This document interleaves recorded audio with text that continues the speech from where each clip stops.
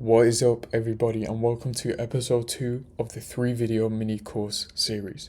Episode 1 covered daily bias and how to come to a daily bias. Episode 2, this episode will cover how to trade the second candle in the 234 model. Episode 3 will be how to position yourself within candles 3 and candles 4 in that model. This here is an actual checklist. The actual checklist I use myself to be able to position myself with high probability inside candle 2. So what do we look for? High time frame key level first and foremost. That is the very first thing.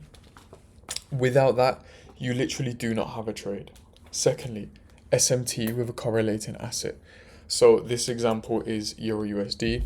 A correlating asset would be DXY not taking its high when we trade into this low, or for example GU making a higher low here when we make a lower low.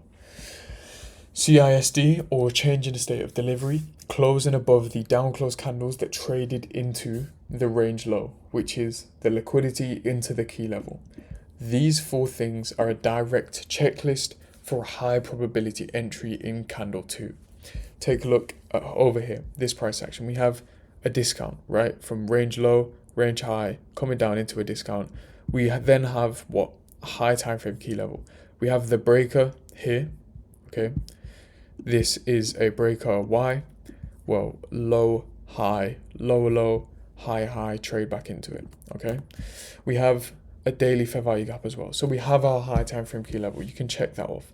SMT on the somewhere. We have an SMT somewhere. You can see there.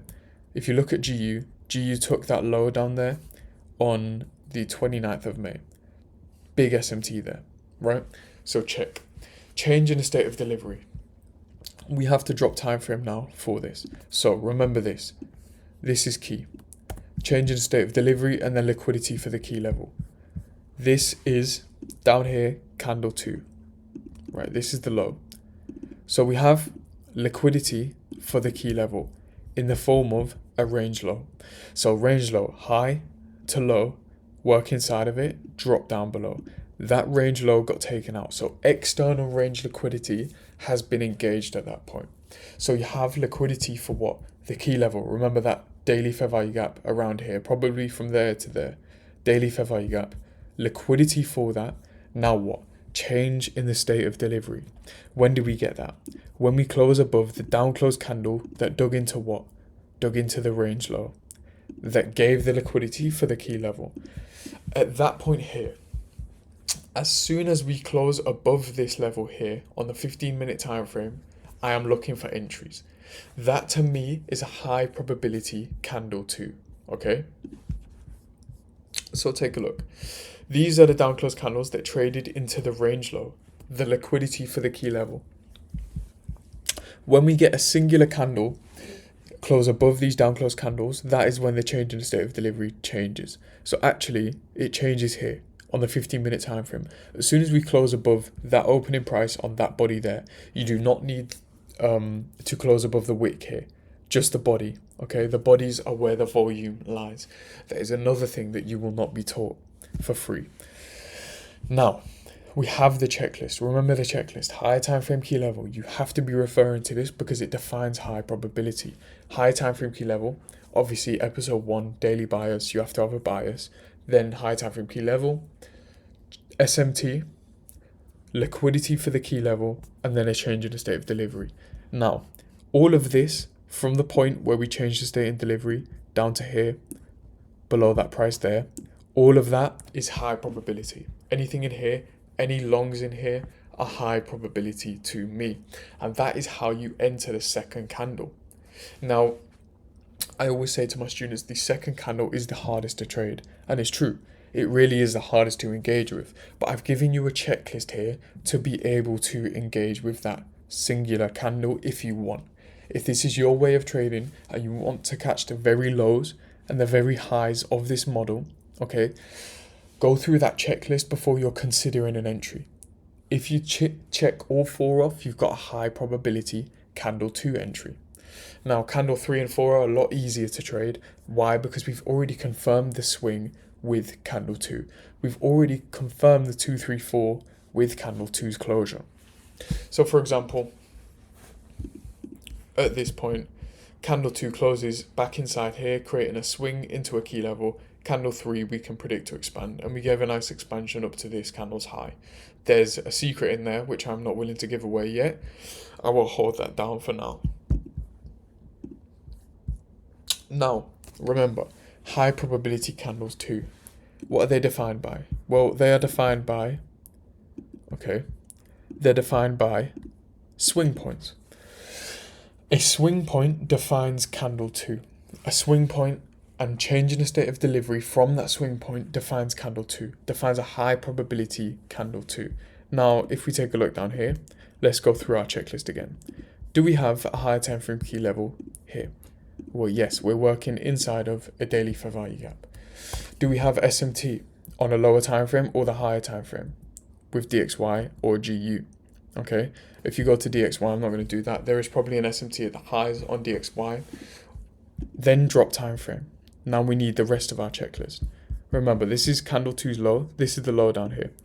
Change in state of delivery on the time frame, right? On the 15-minute or the 1 hour time frame.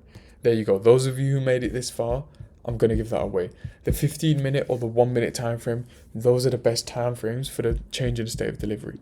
Now remember, this is our liquidity for the key level. Quite clearly, there's a low here. So let's use this one. Range low. So liquidity for the key level. Remember, we have SMT as well. We have the higher time frame key level. Now what? Now we are waiting for the change in the state of delivery. As soon as we get that, that's when you can engage with candle 2. When do we get that here? Down close candle, trading down. All of this is time distortion, and then we close above that down close candle there. So this is when the algorithm changes its state in delivery as soon as we close above that. Now at this point, you can drop time frame, look for an entry here. You can see the very next fair value gap actually holds price. It holds price to go higher into candle 3. Now this is a signature of candle 3 right here. Accumulation, manipulation, distribution, but that is for video 3 and video 4. I do not need to get into that yet.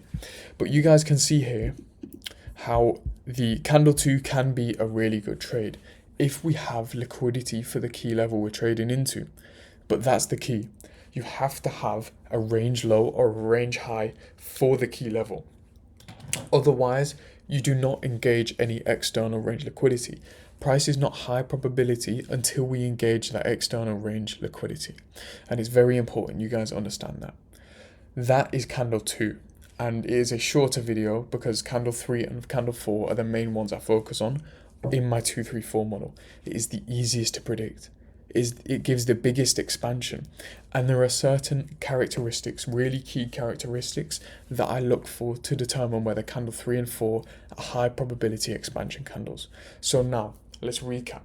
You've got daily bias, you've got the higher time frame, and how to predict an expansion candle being monthly, weekly, daily candle. You've now got a high probability checklist to be able to trade candle 2 in this model. What I'm going to give you next is the real source. In the next video, we will go over candle 3 and candle 4 and how to predict expansion with them, how to actually align yourself with the expansion. So candle 3's title will be aligning yourself with the expansion, because that is what we're doing when we are trading candle 3 and candle 4. Now, I hope you enjoyed it. And thank you for watching, thank you for signing up, and I'll see you guys in the next video.